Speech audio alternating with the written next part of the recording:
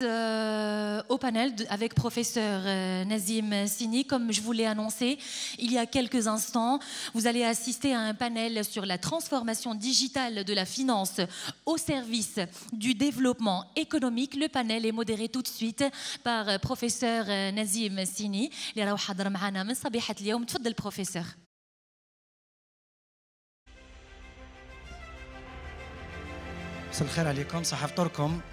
Merci d'être restés toutes et tous avec nous pour ce premier panel de l'après-midi.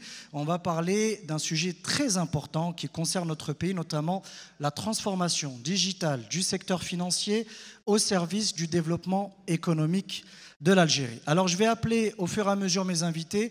Je vous demande s'il vous plaît de les encourager avec vos applaudissements. D'abord Monsieur Mohamed Drif qui est directeur financier de Biofarm.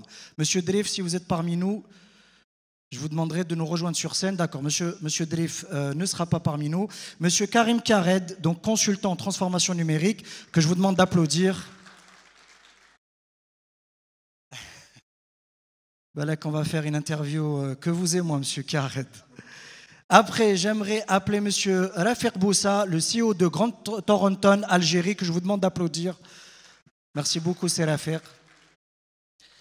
Et également, pour clore ce panel, avec moi, Badis Raldi, qui est CEO et fondateur de 2 startups, notamment Audimatic Algérie et Afrésis. Donc, merci de l'applaudir. Texaha, Monsieur Badis. Tfadlou, prenez place.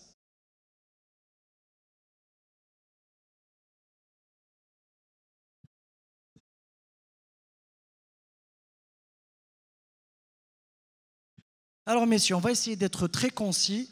Et surtout, ce que je vous demanderai, c'est straight to the point. Aller droit au but. Et j'aimerais qu'ici, l'assistance puisse profiter de votre expertise, de votre expérience et de votre vision. Vous savez que la transformation digitale affecte tous les pays du monde. 1/3 du PIB mondial est réalisé grâce aux outils numériques et à l'industrie, justement, issue des services numériques. Vous prenez les entreprises les mieux cotées au monde, ce sont des entreprises issues du numérique. Alors, je vais commencer avec vous, Monsieur Karim Kared. Donc, vous pouvez prendre le micro. Selon vous, quels sont les éléments à mettre en œuvre pour propulser le secteur financier à travers la transformation digitale en Algérie?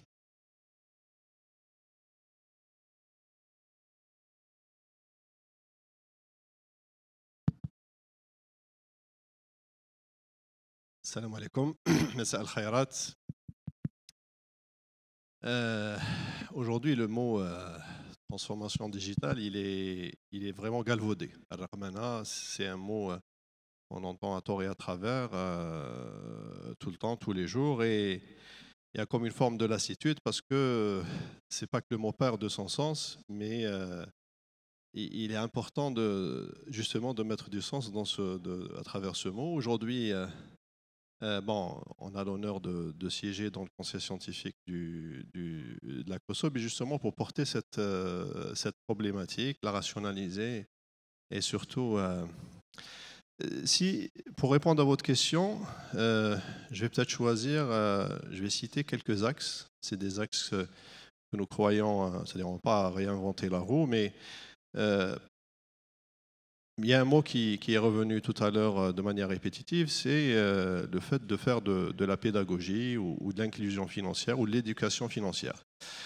La digitalisation le permet de manière efficace. Par exemple, dans une autre vie, j'ai géré une business school, donc je peux apporter un petit témoignage. Quelque chose comme les salles de marché,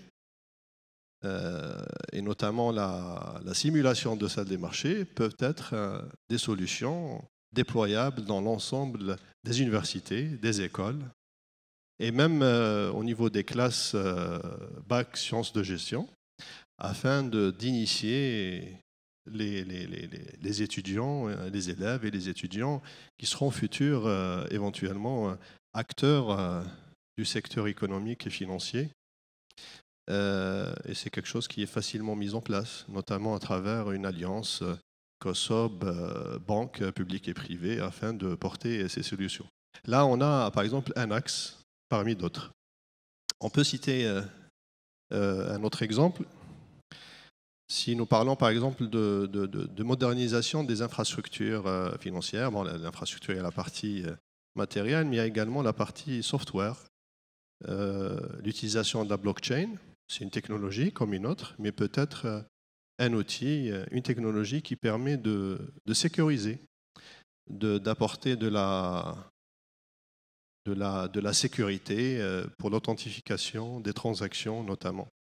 Donc là, c'est un deuxième axe. On peut imaginer également l'utilisation des plateformes de crowdfunding. Bon, ça peut être des initiatives portées par des projets, par des privés, pardon, mais ça peut être également des plateformes qui peuvent être initiées par des acteurs publics de la place financière afin justement de faciliter l'accès au financement.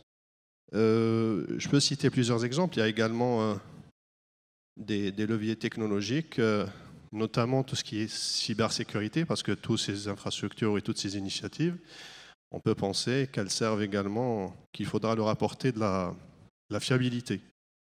Et donc la cybersécurité n'est pas juste une technologie supplémentaire, mais ça permet d'apporter de la confiance à l'utilisateur final, mais également aux acteurs économiques.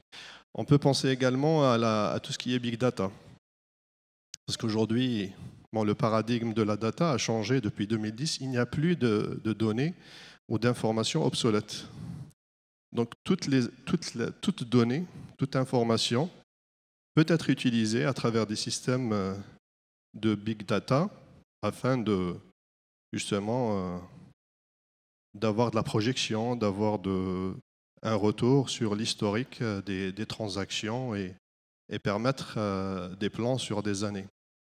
Il y a l'utilisation également de l'intelligence artificielle, qui peut être également en tant que technologie, que ce soit utilisé dans tout ce qui est réglementaire, dans tout ce qui est fiabilisation de ces aspects-là. Bon, je m'arrête ici parce qu'on peut citer d'autres exemples, mais l'idée c'est de ramasser un peu comme ça. Bon, c'est vrai que j'ai cité des technologies, moi qui est un peu agnostique technologiquement, parce que l'idée c'est pas de rester figé, mais d'utiliser, c'est comme une boîte à outils que nous utilisons au quotidien afin d'apporter un plus au secteur.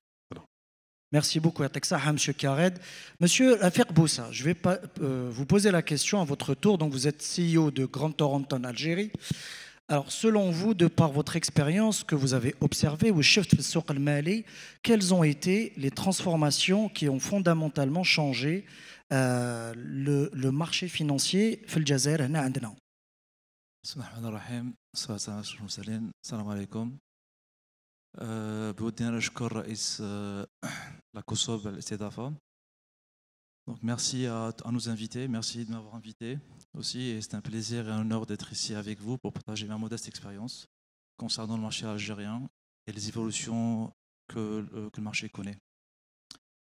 Alors vous avez posé la question à mon collègue Karim concernant les évolutions au niveau mondial et la prédominance des grandes mastodontes technologiques. Aujourd'hui, vous prenez Nvidia par exemple, c'est l'une des plus grosses capitalisations au niveau mondial. C'est des nouveaux acteurs. Je parie au niveau de la salle, rares ceux qui connaissaient Nvidia. Alors, on connaît tous Facebook, Microsoft et Nvidia, voilà, qui aujourd'hui prend la place du lead et qui n'a pas de gisement pétrole, n'a aucun gisement, aucun contrat d'exploration pétrolière. Pour vous dire que tout est permis, le rêve est permis, et l'Algérie, je pense qu'on a toutes les compétences, les capacités à aller plus vite et profiter des expériences des autres. Rien n'est perdu. C'est vrai, on a pris du retard, mais on a la chance d'apprendre des erreurs des autres. Et voilà, il n'est pas interdit de rêver. Je pense qu'on a les capacités d'y aller plus vite. Les transformations que le pays a connues sont, je dirais, importantes, mais pas suffisantes. Il faut se dire la vérité aussi. Je pense qu'il faut qu'on accélère davantage nos évolutions. Et quand je parle d'évolution, c'est tout type d'évolution, parce qu'aujourd'hui, on ne peut pas parler de développement économique et financier, de digitalisation, si on ne traîne pas les 5D. C'est quoi les 5D? Tout simplement, c'est la déréglementation. On a tendance à trop réglementer. Et lorsqu'on trop réglemente, il ne se passe rien finalement. Donc la déréglementation, c'est l'un des moteurs de la croissance. Dématérialisation, il faut qu'on arrive à dématérialiser. Donc tout ce qu'on utilise de manière physique, les papiers, tout ça, on va dématérialiser. Aussi la dématérialisation donc, désintermédiation. Là, il y a, je dirais, en termes de rapprochement des offreurs, donc de l'offre et de la demande, il faut qu'on arrive à faire de la désintermédiation. Et pour que ce soit, je dirais, que les demandeurs de fonds et les offreurs de fonds se rencontrent à des coûts quasi inexistants.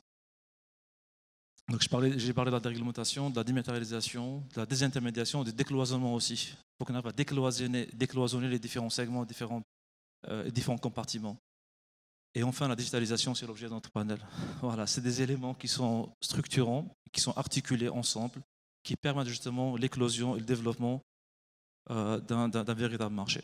Et en tout cas, en Algérie, on a observé des évolutions intéressantes, mais il ne faut pas qu'on se contente de ce que nous avons réalisé. Il reste beaucoup de choses à faire et l'idée, c'est d'accélérer le rythme de croissance et d'accélérer le rythme des réformes. Mais encore une fois, rien n'est perdu. Je pense qu'on a notre place. Et votre présentation de ce matin, c'est signé, voilà, donc nous fait rêver et je pense qu'on a tous des espoirs et croyons dans le potentiel algérien.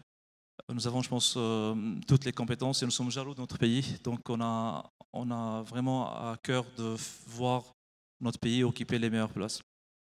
Merci beaucoup, Monsieur Rafiq Boussa, CEO de Grand Toronto en Algérie. Monsieur Badis Khaldi, je me tourne vers vous. Donc, vous êtes le CEO et fondateur de 2 startups en Algérie, Audimatic Algérie et Affairsis. Alors, la question que je vais vous poser, justement, vous en tant qu'acteur de l'écosystème, en quoi la digitalisation peut vous aider à développer vos entreprises, notamment en vous appuyant sur le marché financier ou sur le secteur financier? Est-ce que vous trouvez une corrélation, vous, entre la digitalisation et la levée de fonds ou l'accès à des financements? Merci. Salam alaikum. Bonsoir. Bonjour tout le monde. D'abord, avant de commencer ce sujet-là, moi je rejoins mon collègue qui a parlé aujourd'hui, on parle beaucoup de digitalisation à tort et à raison. Et en fait, nous, on travaille sur ces domaines-là avec beaucoup de secteurs. Pas seulement financiers, mais le secteur industriel, le secteur institutionnel, le secteur de l'aéronautique, ça peut être le secteur médical aussi. Donc ce mot digital, un peu mot à la mode, touche tout le monde. Mais en fait, je souhaiterais profiter de cette conférence. Moi, je peux prendre un peu de hauteur parce que je touche plusieurs secteurs et j'ai un retour d'expérience sur plein de gens qui ont voulu mener ce genre de projet et qui peut être intéressant de voir comment ils ont fait. D'abord, je voudrais, depuis ce matin, on parle beaucoup donc, de la digitalisation, on parle de start-up. Beaucoup de gens parlent de start-up, mais en fait, il faut définir ce que c'est une société d'informatique, une start-up. Une start-up, on va parler peut-être dans le financement, dans le secteur financier, une start-up, c'est une entreprise qui apporte une valeur ajoutée, un produit, une idée innovante dans lequel on peut investir avec un capital risque. Donc, c'est une entreprise qui va apporter un nouveau développement, un nouveau outil qu'on va utiliser dans la finance, qu'on va utiliser dans le paiement, qu'on va utiliser dans d'autres domaines. Une start-up, ça peut être aussi dans le domaine agricole. Je développe quelque chose de nouveau. D'accord ? Donc, la start-up, elle apporte un outil pour lequel la DSI, donc vos entreprises, doivent savoir intégrer. D'accord ? Elle ne va pas vous aider à développer vos process, elle va vous apporter quelque chose de nouveau qui va vous aider à gagner du temps et développer des nouveaux outils. Voilà. Après, il ne faut pas oublier que depuis longtemps, avant même que les startups existent, donc moi j'ai une startup et j'ai une ESN, une société de services. Les sociétés d'informatique, les sociétés de services existent. C'est quoi les sociétés de services qui existent déjà en Algérie? C'est des entreprises qui ont des compétences techniques, d'architectes, de techniques, un peu les outils que mon collègue a nommés, elles existent, elles sont là. Et on peut déjà travailler avec les entreprises pour vous aider à élaborer vos process et les startups vont vous apporter des outils nouveaux sur lesquels vous allez les intégrer aussi. Donc ça, on a bien fait la différence entre le startup et les entreprises auxquelles on fait appel. Après, je vais parler pour réussir la digitalisation. On parle toujours de 2 axes principaux et on oublie une troisième. Les axes principaux, quand une entreprise démarre un projet de digitalisation, on va commencer par le fonctionnel. Donc l'entreprise, elle décide, donc on va dire le secteur financier, on décide aujourd'hui de moderniser notre système boursier, notre système financier. Donc là, on est les personnes fonctionnelles qui comprennent le métier de l'institution vont définir un peu ce qu'on a vu, la commission qui a été aujourd'hui inaugurée, tout ça, vont définir les stratégies, qu'est-ce qu'il faut, où est-ce qu'on va aller, avec quels moyens, la réglementation. Donc ça, c'est l'aspect fonctionnel. Donc il faut que le fonctionnel soit très très fort, soit compétent pour dire qu'est-ce que je veux. Et après, il y a la volonté de ce fonctionnel qui dit je veux, et je veux le faire comme ça et de cette façon-là, et comment je dois réussir. Après, le deuxième axe, c'est comment je vais le développer. Quel outil technique, est-ce que je vais utiliser tel outil? Et là, on ne va pas rentrer dans le détail, ce n'est pas l'objet d'aujourd'hui, on ne va pas choisir pour eux, mais eux, ils vont choisir et ils vont appeler après aux meilleures entreprises qui existent en Algérie, des entreprises algériennes ou étrangères, et on fait appel aux services. Donc il faut aussi, moi de mon expérience en Algérie, on ne sait pas faire appel aux services. On ne sait pas faire appel aux gens externes pour leur dire venez nous aider. C'est très très difficile d'intégrer des gens externes alors qu'il le faut, parce que les gens internes comprennent très bien leur fonctionnel, mais ils ne connaissent pas, ils ne maîtrisent pas la technicité pour y arriver. Et le dernier point auquel j'aimerais vraiment partager mon expérience avec vous, c'est surtout l'accompagnement. Donc en fait, on va dire, moi je sais ce que je veux faire quelque chose, je vais prendre quelqu'un de très bon, il va me le faire, je vais tester, ça marche. Ça ne suffit pas. Tous nos clients à l'étranger, quand ils ont fait leur projet de digitalisation, en fait la digitalisation, ça consiste en quoi? Ça consiste à vous aider à revoir vos process, un par point. C'est une façon aussi de réviser ce que vous faites, de prendre du recul et de dire est-ce que je fais c'est logique ou non. Et quand je vais appliquer une sorte d'automate, je vais automatiser tous ces process-là sous un format digital, d'accord, en les stockant, en créant de la donnée accessible à tous. Je vais réfléchir sur ce que je fais, est-ce que c'est logique? Et c'est une façon aussi de se remettre en cause. Parce que des fois, avec les papiers, on se rend compte qu'on fait plein d'étapes, plein de choses et qui ne sont pas utiles. Donc la digitalisation, c'est un exercice de réviser ses propres process à soi-même. Mais l'expérience montre que le troisième axe qu'on oublie toujours, c'est l'accompagnement. L'accompagnement et la résistance au changement.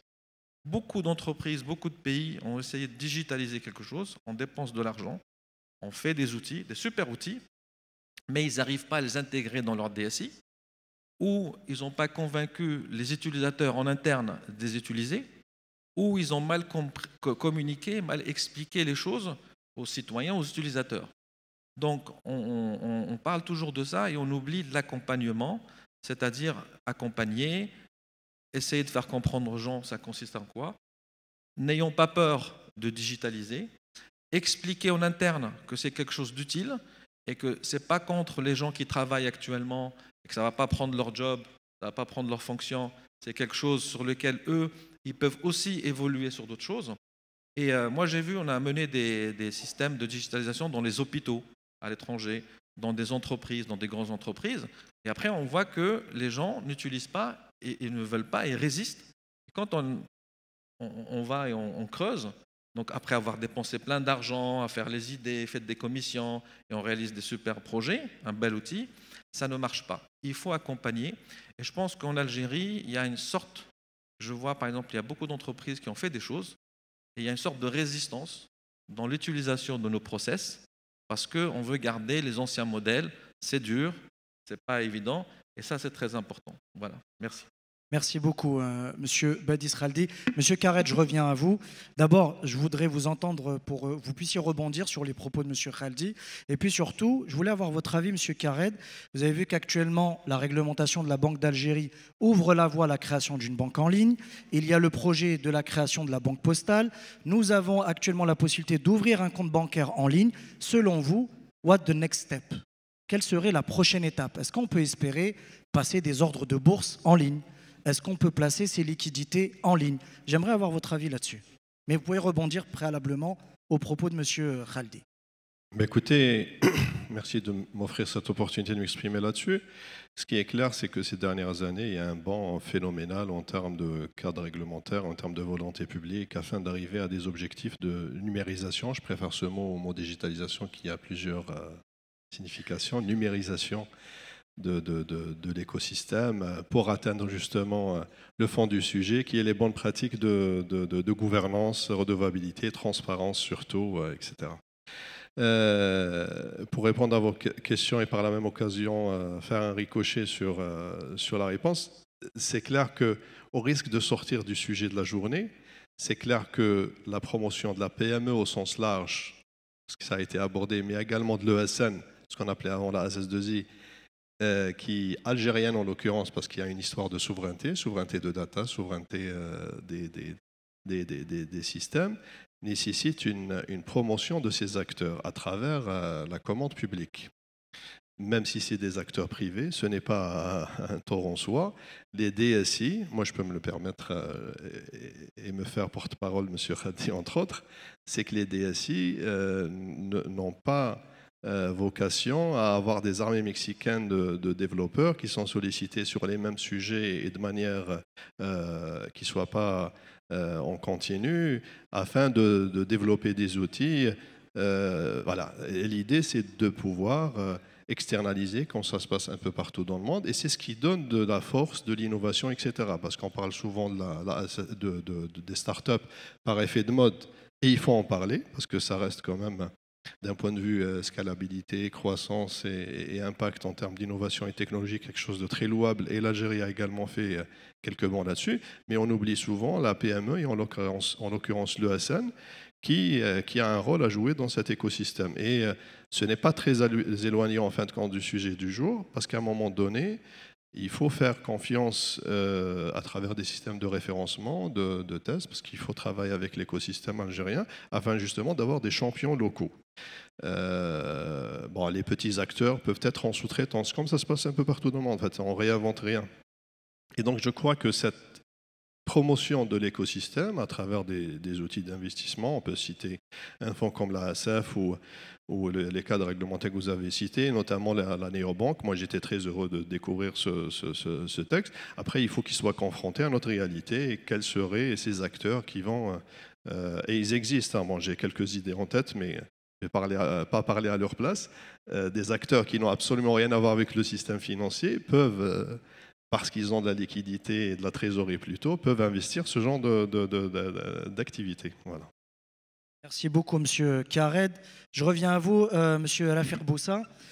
Alors, même question, selon vous, qu'est-ce qu'il faudrait faire pour qu'on puisse se servir des outils digitaux ou de cette fameuse transformation numérique pour propulser justement les marchés financiers et puis attirer des capitaux vers ces marchés-là? Parce qu'aujourd'hui, la plupart des acteurs s'accordent à dire qu'il y a un problème d'attractivité. À votre avis, comment on peut attirer les capitaux vers ces marchés financiers en se servant justement des outils digitaux ou de cette transformation digitale?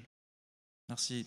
Alors, juste pour répondre à votre question concernant l'attractivité du marché financier et le développement des outils digitaux, offrir la possibilité de passer ces ordres de manière instantanée, recevoir donc donc passer l'ordre d'achat ou de vente, avoir l'information financière instantanée sur son téléphone. Ça, c'est des éléments qui sont possibles, c'est pas compliqué. C'est déjà été fait ailleurs, la technologie s'achète. Il faut que notre mindset, donc il y a la résistance au changement, comme ça a été évoqué auparavant.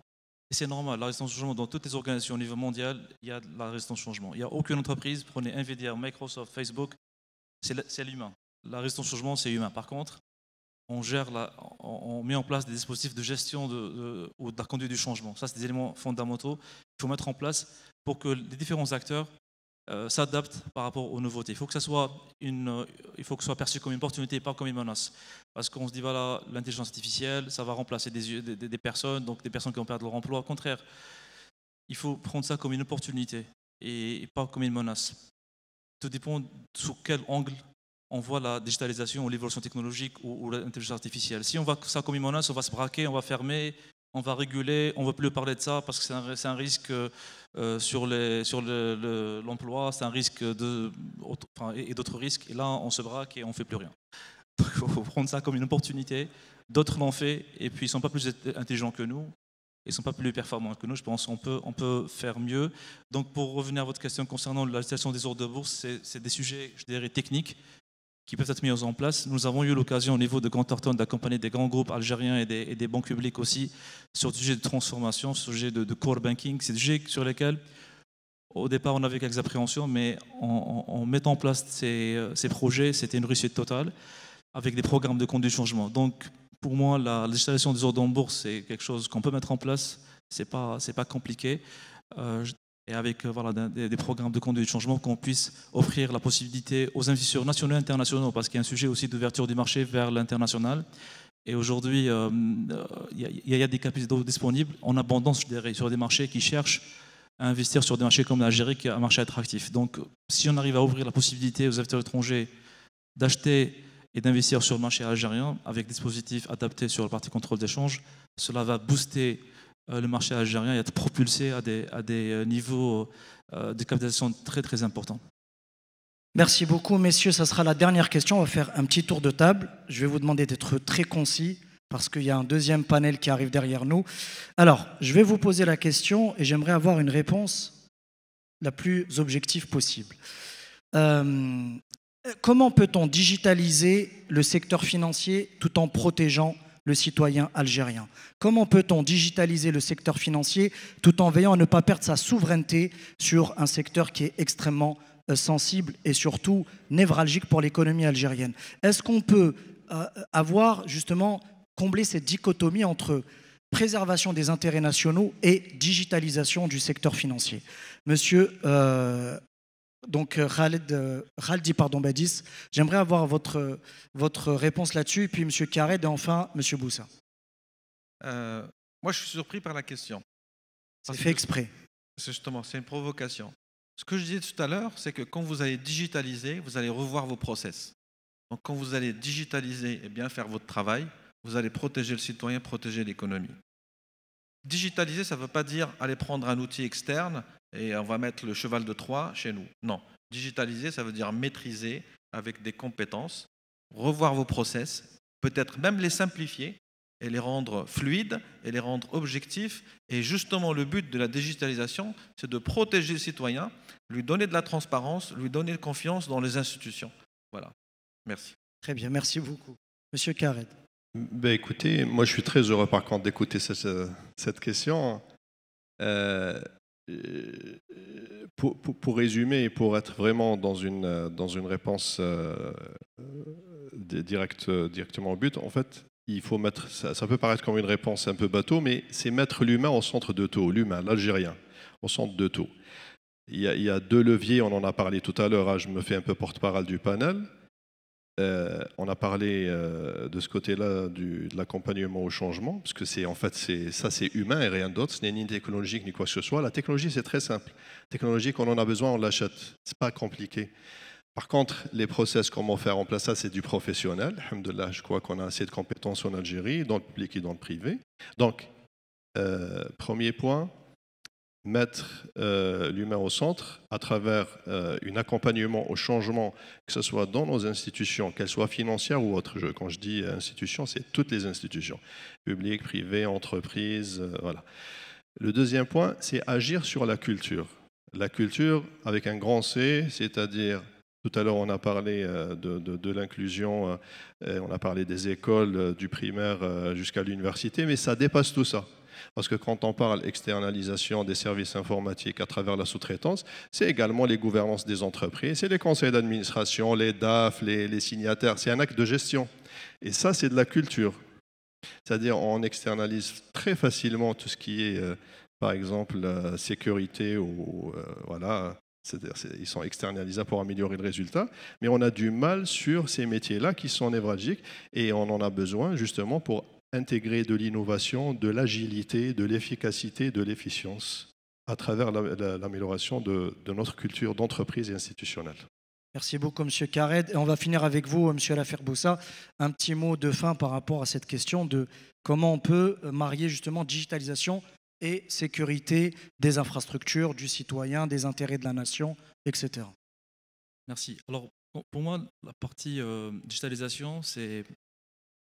Alors, sécurité et digitalisation, c'est deux faces de la monnaie. Donc, on ne peut pas parler de digitalisation s'il n'y a pas toute l'infrastructure sécuritaire qui permet de sécuriser les transactions, sécuriser la data, les données personnelles. C'est des éléments fondamentaux. Mieux que ça, en mettant en place des systèmes digitaux de paiement, par exemple, je prends le cas du paiement, ou le passage des ordres en bourse, ou les paiements via des terminaux mobiles ou autres, cela permet de connaître tous les flux financiers et réduire la proportion de l'informel qui est un problème de sécurité nationale. Donc aujourd'hui, l'économie informelle, c'est un vrai sujet de sécurité nationale. Et si on arrive à digitaliser les opérations, digitaliser la facturation, digitaliser les paiements, on va réduire la proportion de l'informel à travers la digitalisation et ça va augmenter la sécurité nationale. Donc il y a 2 sujets sur la partie sécurité. Donc j'espère avoir répondu donc à votre question d'un point de vue sécurité de transactions et d'un point de vue sécurité nationale en captant toute l'économie qui est malheureusement dans le secteur informel et ça permettra de tripler le PIB. Et comme ça, merci beaucoup. Je vous demande d'applaudir donc M. Rafir Boussa, M. Karim Khaled et Badi.